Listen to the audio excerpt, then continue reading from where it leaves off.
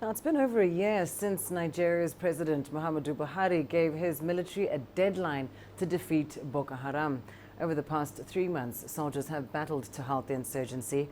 CGTN's Kelechi Emekalam spoke to the Nigerian president's spokesperson, Garba Shehu, about the challenges Nigeria faces with the militant group. He, as an experienced military, would not have made the mistake of assuming that Boko Haram terrorism will go away with the wave of the hand. Many countries that have found themselves in our own situation, having to deal with the terror, they have scaled it down substantially, but the vestiges are still there.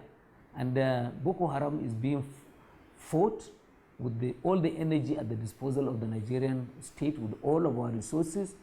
But we are not making the mistake of assuming that it's over and it will rear its head again. It is not time to lower our own guard.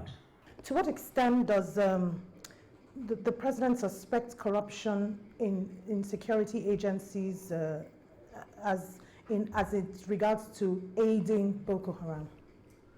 When this administration came into office, one of the earliest discoveries was that the war against Boko Haram terrorism was being undermined by the massive corruption in the military.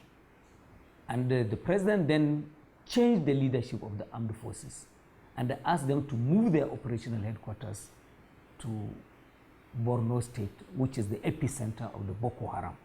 So what this change has done is that there is increasing transparency, not only in terms of the management of resources, weaponry and money, but even with regards to human rights. So there is a greater accountability now that has been infused in the war against terrorism.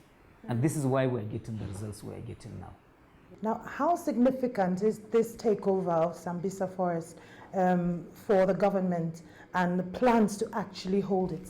Boko Haram had been pushed out of virtually all the local councils they had controlled, and so they moved into the Sambisa Forest, which is about 3,000 square kilometers, big place. Now, it's a difficult forest, very harsh terrain, and they adapted to it.